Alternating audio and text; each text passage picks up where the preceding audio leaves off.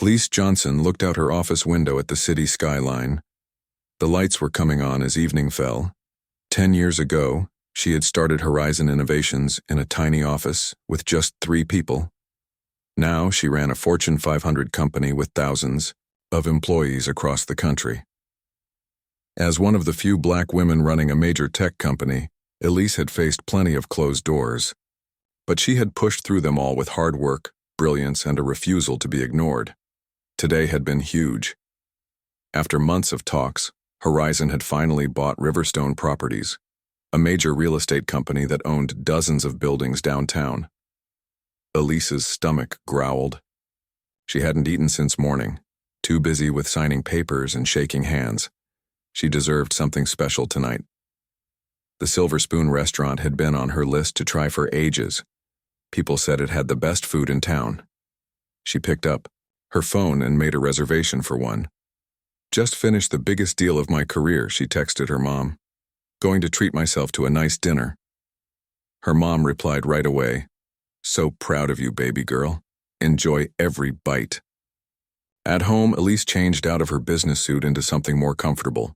Nice jeans, a simple black top, and her favorite leather jacket. She didn't bother with much makeup or jewelry. After a day like today, she just wanted to relax and enjoy a good meal. The Silver Spoon was housed in a beautiful old building with tall windows and fancy stonework.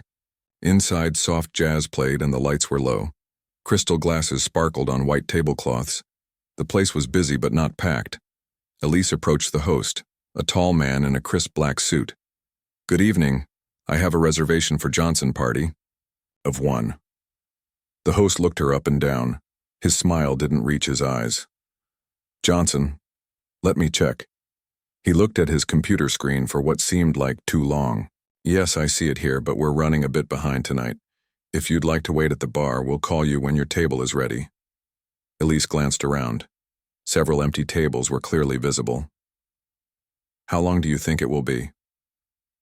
"Hard to say. Perhaps 30 minutes? Maybe more." He didn't look up from his screen. Elise decided not to make a fuss. She went to the bar and ordered a sparkling water. From her seat, she watched as other guests arrived. A white couple came in without a reservation and was seated immediately. Then another couple. Then a group of 4 business people, all white, who arrived after Elise but were shown to a table right away. 30 minutes passed, then 45, an hour. Elise returned to the host stand. A different host was there now, a younger woman who seemed nervous when Elise approached. "Excuse me, I've been waiting for over an hour for my table. My reservation was for 7:30. The woman glanced at an older man in a suit who seemed to be the manager. He came over. "Is there a problem?" he asked, not quite making eye contact with Elise.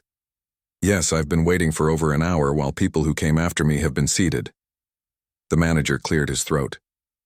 "We're very busy tonight, as you can see. Perhaps you would be more comfortable somewhere else. I can recommend several other restaurants nearby that might be more suitable." The message was clear. Elise felt that familiar twist in her stomach, the one she'd felt countless times before when someone saw her skin color before they saw her. But she hadn't come this far in life by walking away.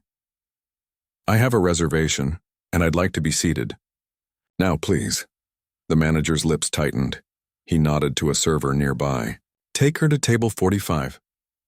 The server didn't smile as he led Elise through the main dining room, past all the good tables near the windows. They went through a swinging door to a small section near the kitchen. The noise was louder here. A bus tray full of dirty dishes sat on a stand nearby. "Someone will be with you shortly," the server said, dropping a menu on the table and walking away. Elise looked around. The nearest diners were an older black couple who gave her a knowing look. They were almost finished with their meal. In the main dining room, servers moved attentively between tables, filling water glasses and taking orders. But none came to Elise's section. 10 minutes passed. 20. 30. Not even water had been brought to her table. When Elise tried to catch the eye of passing servers, they looked away. It was like she was invisible. A young busboy who couldn't have been more than 18 years old glanced at her sympathetically as he cleared the table, where the other black couple had been sitting. They had left, giving Elise another knowing look on their way out. As Elise reached for her purse, deciding this wasn't worth the humiliation, she overheard two servers talking just beyond the swinging door. "Table 45 still hasn't been served," one said. "Let her wait," replied the other, a man with a deep voice. "We don't need her kind here anyway. Chef won't be happy if we seat too many of them in the main room. Bad for business, he says." Elise froze. In that moment, she wasn't the CEO of a multi-billion-dollar company. She was just another black person, being treated like she didn't belong. She stood up, dignity intact, and walked out without causing a scene. The host didn't even look up as she passed. Back in her car, Elise sat for a moment, hands gripping the steering wheel. She was used to fighting battles in boardrooms, not restaurants. She thought about calling a friend, someone who would understand the hurt and anger she felt. But then she remembered something important from the day's acquisition paperwork. River Stone Properties, the company Horizon had just bought, owned several buildings downtown, including the one that housed the Silver Spoon. Elise started her car, a small smile forming on her lips. The restaurant staff had no idea who they had just turned away. She wasn't just any customer they could disrespect, she was now effectively their landlord. "This isn't over," she said to herself, pulling into traffic. Not by a long shot. Elise didn't sleep well that night. The incident at the Silver Spoon kept playing in her mind. By morning, her hurt had turned into determination. She wasn't going to let this slide, not just for herself, but for everyone who had ever been treated that way. She arrived at her office earlier than usual. The Horizon Innovations building was quiet, with only a few early birds at their desks. Elise made herself a strong cup of coffee and sat down at her computer. First, she needed more information. She called her executive assistant, Alex, who answered on the first ring despite the early hour. "Morning, Elise, you're in early." "Had some trouble sleeping," Elise admitted. "Listen, I need you to do some research for me. Everything you can find about a restaurant called the Silver Spoon." "The fancy place downtown?" "Sure thing." "What kind of information are you looking for?" "Everything. Ownership, management, customer reviews, social media presence." "And Alex, I want you to pay special attention to any complaints or negative reviews, particularly from people of color." There was a brief pause. Alex had worked with Elise long enough to know when something was personal. "Did something happen there?" "Let's just say they don't seem to value all customers equally," Elise said. "And I want to know if my experience was a one-time thing or part of a pattern." While Alex worked on that, Elise pulled up the acquisition files for Riverstone Properties. She needed to confirm what she suspected about the Silver Spoon's building. The paperwork was extensive, hundreds of pages of properties, leases, and financial details. She scrolled through until she found it. 387 Westbrook Avenue. The Silver Spoon's address. Riverstone did indeed own the building. Elise picked up her phone and called Thomas Chen, the vice president she'd put in charge of overseeing the newly acquired property division. "Good morning, Elise," Thomas answered cheerfully. "How are you feeling about yesterday's big move?" "The acquisition?" "Still, feeling good. But I have a specific question about one of the properties. The building that houses the Silver Spoon restaurant." "Ah yes, one of the premium properties in the portfolio. Beautiful historic building, great location. What's our relationship with the tenant? The restaurant itself?" "Let me pull up the file," Thomas said. Elise could hear typing on the other end. "Here it is. They've been tenants for 8 years. Rent is $22,000 per month. They've never been late on a payment. And the lease? How long does it run?" More typing. "That's interesting. Their lease is actually coming up for renewal very soon. In exactly 2 weeks, in fact. We should probably reach out to start negotiations. Based on current market rates, we could probably increase the rent by at least 15%. Elise tapped her pen on her desk. "Let's hold off on that for now. I'd like to review the situation myself before we make any moves." "Of course," Thomas said, sounding slightly confused. "Any particular reason you're interested in this specific property?" "Just being thorough," Elise replied. "Thanks, Thomas." By lunchtime, Alex had compiled a detailed report on the Silver Spoon. Elise closed her office door and spread the papers across her desk. What she found made her blood boil. The restaurant had dozens of negative reviews, specifically mentioning discriminatory treatment. Had to wait 45 minutes despite reservation while white couples were seated right away. Got put at the worst table next to the kitchen, even though the dining room was half empty. Server ignored us all night while fawning over other customers. Alex had gone deeper, digging through comments on local foodie forums and neighborhood social media groups. There was a clear pattern. People of color consistently reported poor experiences at the Silver Spoon, while white customers raved about the exceptional service. Most troubling were the screenshots Alex had found from a former employee's social media account. The ex-server had posted about quitting after witnessing the management's treatment of non-white customers. They have an actual policy, one post read. They call it maintaining the restaurant's atmosphere, but what they really mean is keeping certain types of people away from the main dining room or making them wait so long they leave. Elise sat back in her chair, taking it all in. This wasn't just one bad night or a few rude staff members. This was systemic, intentional. Her desk phone rang, breaking her concentration. "I found something else you should know," Alex said without greeting. "I was going through our company's vendor contracts and guess who's on the list? The Silver Spoon. They've catered several Horizon events in the past 2 years." "What?" Elise was genuinely surprised. "How did I not know this?" "They're listed under their parent company name, Pinnacle Dining Group, but they're definitely on our vendor list, and there's more. They're scheduled to cater our annual leadership retreat next month." Elise checked the calendar on her desk. The retreat was Horizon's biggest internal event of the year. Over 200 top employees from across the country would attend. The catering contract alone was worth over $120,000. "Send me the contract details," she said. While waiting, Elise pulled up the company directory on her computer and looked up the head of their diversity and inclusion department, Dr. Nia Washington. She needed another perspective on this. Dr. Washington speaking. "Nia, it's Elise. Do you have a few minutes to talk? I could use your advice on something." "For you?" "Always. What's going on?" Elise explained what had happened at the restaurant and what she'd discovered since. "So now I find myself in an unusual position.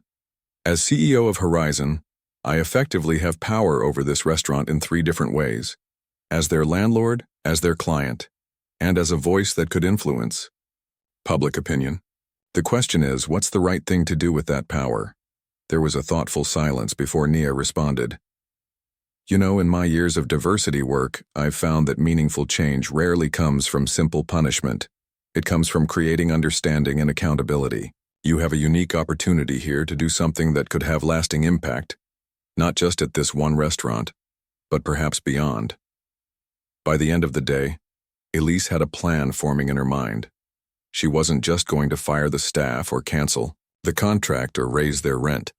She was going to do something bigger, something that might actually make a difference. "Alex," she called over the intercom, "schedule a meeting for tomorrow morning. I need the heads of legal, PR, and D&I, plus Thomas from property management." It was time to turn an unpleasant experience into an opportunity for real change. Next morning, Elise's conference room filled quickly. Everyone knew that when the CEO called an emergency meeting, it was important. Thomas from property management arrived first, followed by Grace Wong from legal, then Dr. Nia Washington from diversity and inclusion, and finally Robert Taylor, head of public relations. Alex slipped in quietly with a notebook. Coffee was poured. Small talk faded. All eyes turned to Elise. "Thank you all for coming on such short notice," she began. "I have a situation I'd like your input on." She paused, considering how to start. 2 nights ago, I went to the Silver Spoon restaurant to celebrate our acquisition of Riverstone Properties. Elise described her experience in detail: the long wait despite her reservation, being seated by the kitchen when the main dining room had empty tables, the lack of service, and finally, the overheard comment about her kind. She kept her voice steady, but her hands were clasped tightly together on the table. I've since discovered this wasn't just bad luck or a one-time problem. She continued. Alex has compiled dozens of similar complaints from other customers of color, and as it turns out, we have 3 different connections to this restaurant. She nodded to Thomas. Through our new acquisition, we now own their building, and their lease is up for renewal in 2 weeks. Then to Robert. They're also contracted to cater our leadership retreat next month. She looked around the table. So the question becomes, what do we do with this information? The room was silent. Grace, the lawyer, spoke first. From a legal standpoint, what they're doing could certainly be grounds for a discrimination lawsuit. We could terminate their catering contract without penalty based on these findings. And as their landlord, Thomas added, we have some leverage with the lease renewal. We could simply not renew, though that would mean finding a new tenant. Robert, always conscious of public perception, looked concerned. If we take public action, we need to be careful about how it's framed. We don't want it to look like a powerful corporation crushing a local business out of revenge. Dr. Nia Washington had been quiet, listening. Now she leaned forward. I think we need to step back and ask ourselves, what's the goal here? Is it punishment, or is it change? Because those are 2 very different paths. Elise nodded. That's exactly what I've been thinking about. I don't want to just shut them down or publicly shame them, satisfying as that might feel in the moment. She stood up and walked to the window. I've been on the receiving end of discrimination my entire career. Being denied service at a restaurant is just the latest example. But I've rarely had the power to do anything about it except work twice as hard to prove myself. She turned back to face her team. Now I have that power, and I want to use it not just to punish one restaurant, but to create real, lasting change. For the next 2 hours, the team brainstormed. Ideas flowed, were challenged, refined, and sometimes discarded. Alex's pen moved rapidly across the pages of her notebook. By lunchtime, Elise had a clear 3-part plan. Here's what we're going to do, she announced. First, we'll suspend, not terminate, but suspend, our catering contract with the Silver Spoon. We'll explain exactly why and what they would need to do to reinstate it. Second, she continued, we'll use the lease renewal as leverage. Instead of simply not renewing or raising the rent, we'll offer a conditional renewal based on specific, measurable changes to their hiring, training, and service practices. And third, this is the part I'm most excited about, we'll create something new, a program that addresses these issues industry-wide. Dr. Washington's eyes lit up. Like a certification program for restaurants? Something that verifies they meet certain standards for equitable service? Exactly, Elise said. We'll develop clear standards, provide training resources, and offer recognition for businesses that commit to fair treatment of all customers. We can start locally but expand it over time. Robert nodded slowly. We could partner with restaurant associations, tourism boards, review sites, make this certification something consumers look for and businesses want to earn. What about the Silver Spoon specifically? Tomas asked. Do you want to give them a chance to be part of this, or are they out? That will be up to them, Elise said firmly. We'll present them with the facts we've gathered and our terms for continuing any relationship with Horizon. If they're willing to acknowledge the problem and make real changes, we'll work with them. If not, she shrugged. There are plenty of other restaurants that would love our business, and that building location. Grace raised a practical concern. You should be prepared for them to deny everything. People rarely admit to discrimination even when confronted with evidence. I know, Elise said. That's why we need to document everything carefully. She turned to Alex. Can you put together a presentation with the reviews and complaints we've gathered? Something clear and undeniable. Alex nodded. Already on it. And Thomas, I'd like you to come with me when I meet with the restaurant owner. Your knowledge of the property aspects will be helpful. Of course, he agreed. Dr. Washington, could you draft what fair service standards might look like? Something specific enough to be meaningful but reasonable enough that restaurants can actually implement them? I'd be happy to, Nia said. I'll have a first draft by tomorrow. And Robert, I need you to start thinking about how we'll communicate. This, both the specific situation with the silver spoon and the broader initiative we're creating. This needs to be about positive change, not public shaming. Robert was already making notes. I understand. I'll work on messaging that focuses on the opportunity for improvement rather than punishment for past behavior. As the meeting ended and people gathered their things, Grace held back. When the others had left, she approached Elise privately. I just wanted to say, she said quietly, that I admire how you're handling this. A lot of people in your position would either ignore what happened or go straight to punishment. What you're doing is harder, but it has the potential to create real change. Elise smiled tiredly. I hope so. Sometimes it feels like no matter how high you climb, these barriers still exist. But maybe that's why people like us need to be in these positions, to do something about them when we can. Grace nodded. For what it's worth, I've faced plenty of those barriers too. As one of the few Asian women in corporate law, I've had my share of being underestimated or overlooked. She hesitated, then added, the day you hired me was the first time I felt truly valued for my expertise rather than treated as a diversity statistic. Well, Elise said, let's make sure we're creating those moments for others too. As Grace left, Elise sat alone in the conference room for a moment. The hurt from the restaurant incident was still there, but it was joined now by something else, a sense of purpose and maybe even a little hope.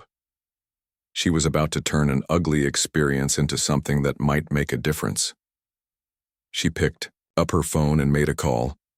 Alex, let's set up that meeting with the Silver Spoon's owner Friday morning and make sure our research is rock solid. This is too important to leave anything to chance. Friday morning arrived with gray skies and a light drizzle. Elise dressed carefully in a navy blue suit, professional but not flashy. This meeting wasn't about intimidation. It was about clarity and consequences. She met Thomas and Grace in the lobby of their building at 9:30. Alex handed her a leather portfolio containing all the evidence they had gathered about the Silver Spoon's practices. The owner's name is Anthony DeSanto, Alex reminded her.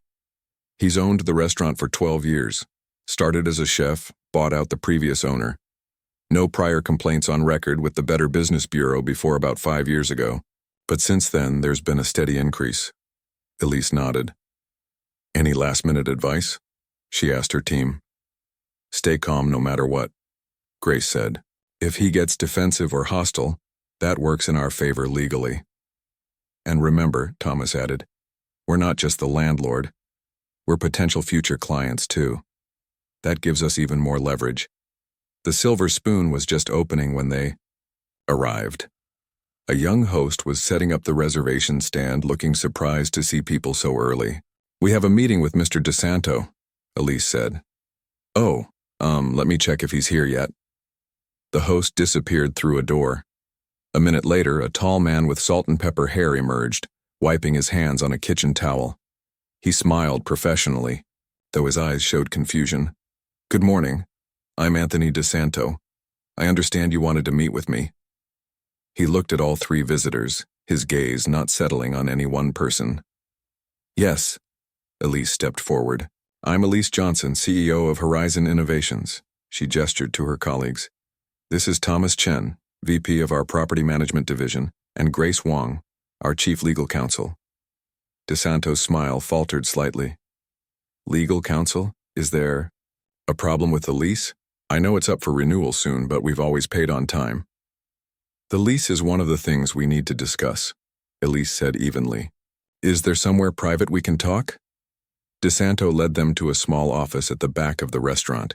It was cramped, clearly not meant for meetings, with stacks of invoices and scheduling paperwork covering most surfaces. Sorry about the mess, he said, hurriedly clearing chairs for them. We don't usually have meetings this early. Once they were seated, Elise opened her portfolio. Mr. DeSanto, I visited your restaurant as a customer 2 nights ago. She watched his face carefully as she continued. I had a reservation but was made to wait for over an hour while other customers who arrived after me were seated. When I was finally given a table, it was next to the kitchen, despite many open tables in the main dining area.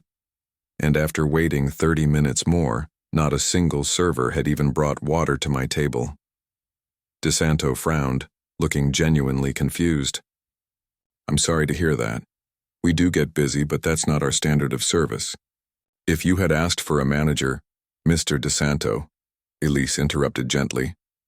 I'm not finished. She slid a document across the desk. This is a compilation of similar complaints from other customers, specifically customers of color, over the past 2 years. There are 37 documented incidents of discriminatory treatment. DeSanto picked up the paper, his eyes widening as he scanned it. This is... I had no idea. My staff knows better than to... We also have screenshots, Tomas said, sliding over more papers, from social media posts by your former employees describing an unofficial policy of making certain customers uncomfortable so they would leave. The restaurant owner's face paled. That's not, I never told anyone to... And yet, Grace said, her voice professional but firm, it happened consistently, and still happens, as Ms. Johnson experienced herself. DeSanto put the papers down, his hands shaking slightly. Look, I'm in the kitchen most nights. I don't oversee the front of house directly. My dining room manager, Paul, handles all that. If he's been doing something inappropriate, you're the owner, Elise said. The culture of your business starts with you. Whether you directed it or simply allowed it to happen doesn't change the outcome. The room fell silent. Outside the small office, they could hear staff arriving, the clatter of cooking preparations beginning in the kitchen. DeSanto ran a hand through his hair. What exactly do you want from me? Are you suing us? Because I can't afford... We're not here to sue you, Elise said, though we certainly have grounds to do so. We're here because Horizon Innovations now owns this building through our recent acquisition of Riverstone Properties. DeSanto's eyes widened further. You're my new landlord? Yes. And your lease is up for renewal in 11 days. The restaurant owner slumped in his chair. So that's it? You're kicking us out? Because of one bad night? Not one night, Tomas corrected. Years of documented discrimination. And no, we haven't decided about the lease yet. That depends on you. Elise leaned forward. Mr. DeSanto, Horizon is also one of your corporate clients. You're scheduled to cater our leadership retreat next month, a contract worth over $120,000.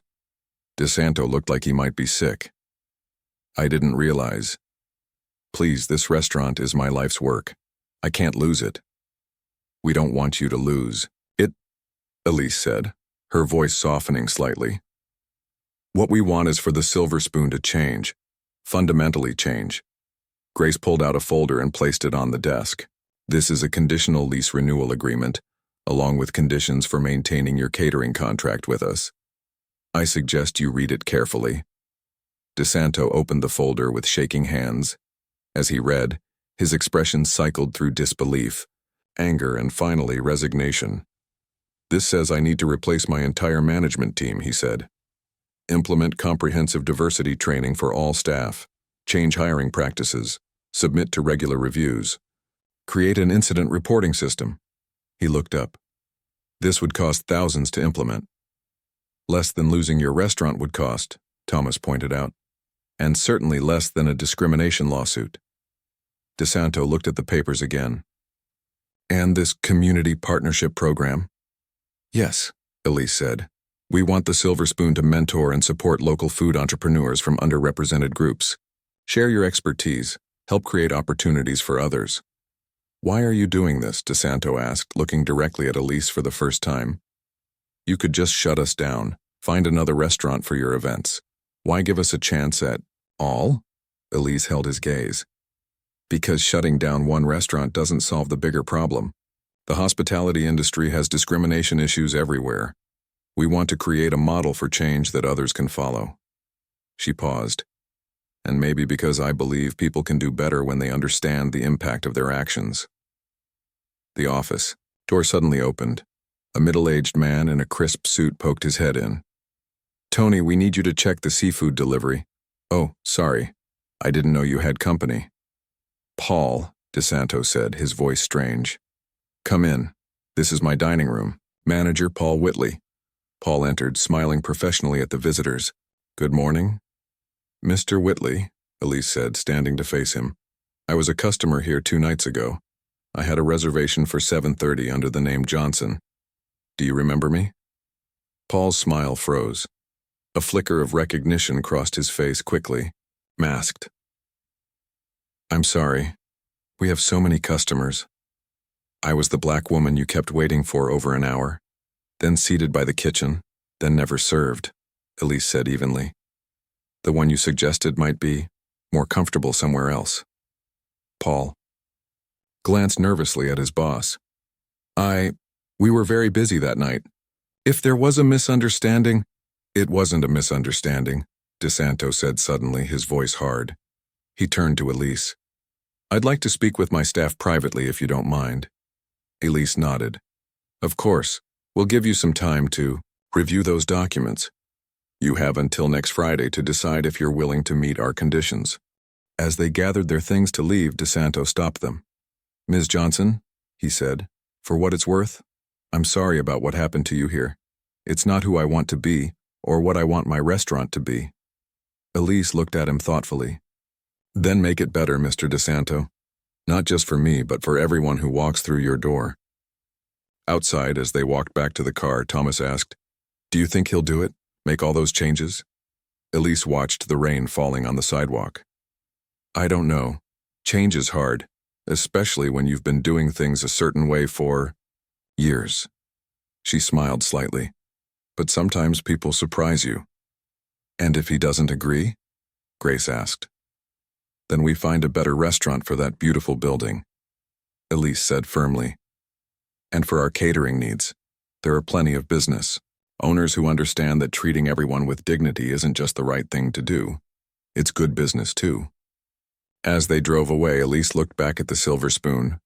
Whatever happened next was up to Anthony DeSanto, but for the first time in her life, she'd been able to directly confront discrimination with more than just her dignity. She'd been able to demand real change. It felt good. It felt right. And most importantly, it felt like a beginning rather than an end.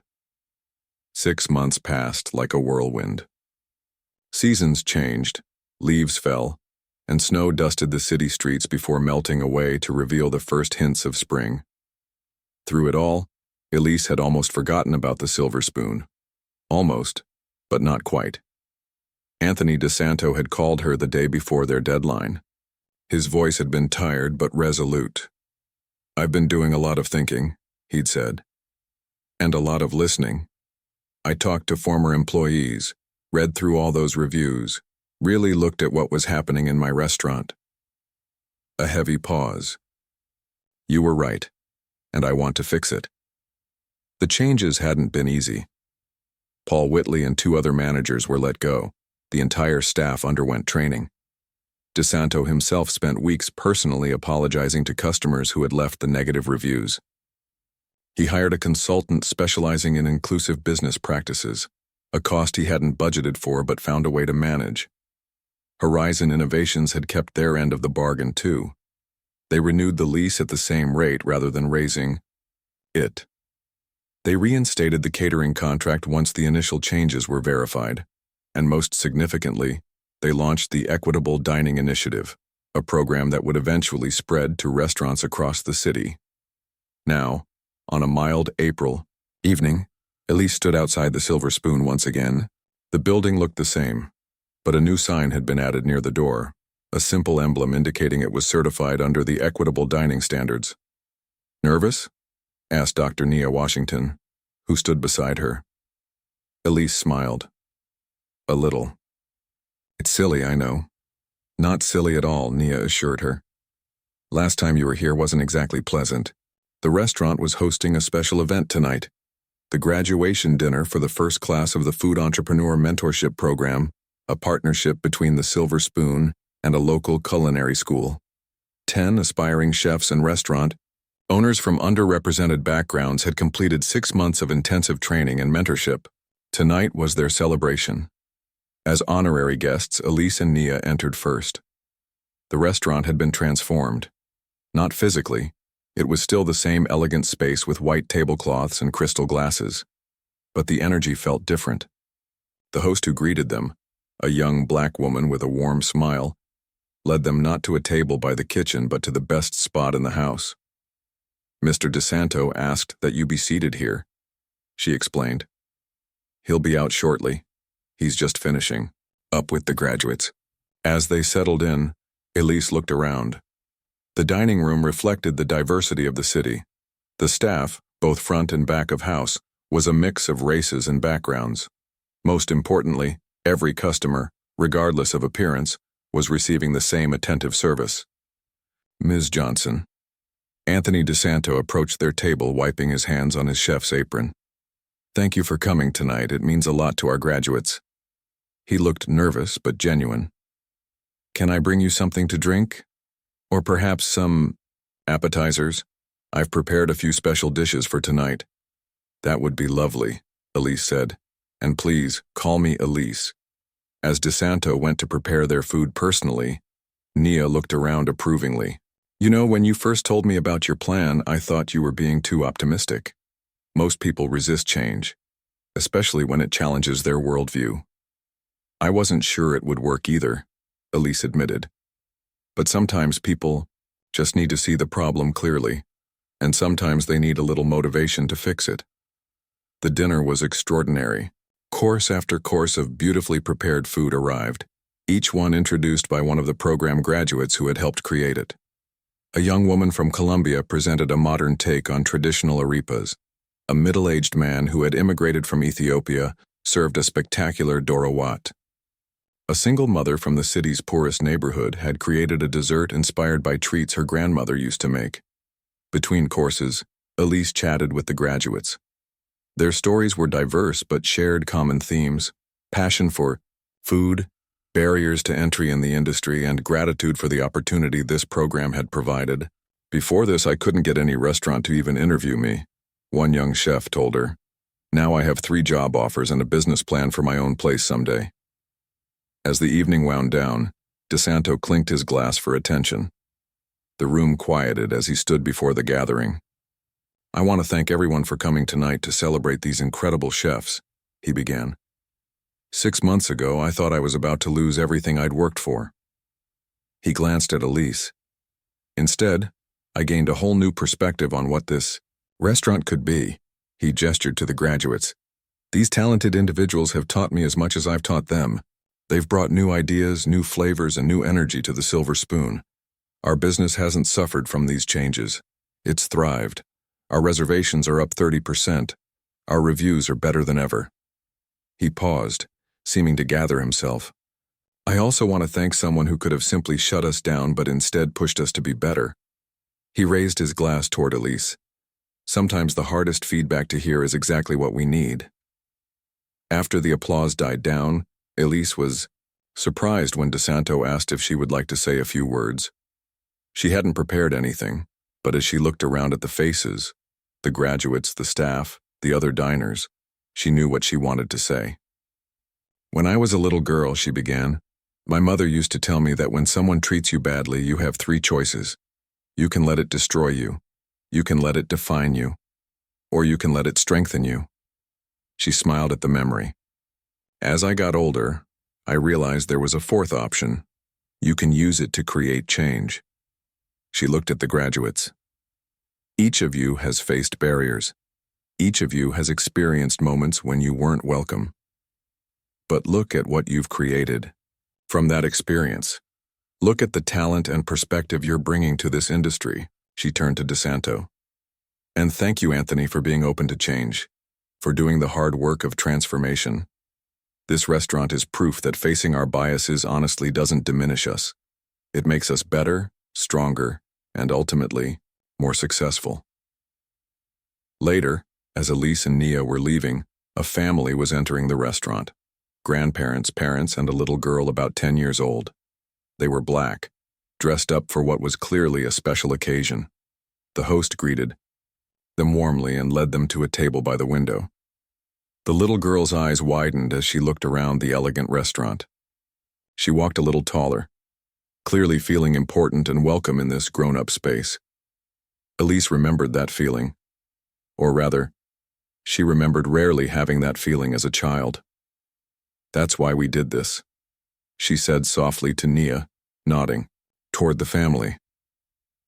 Nia squeezed her arm in understanding.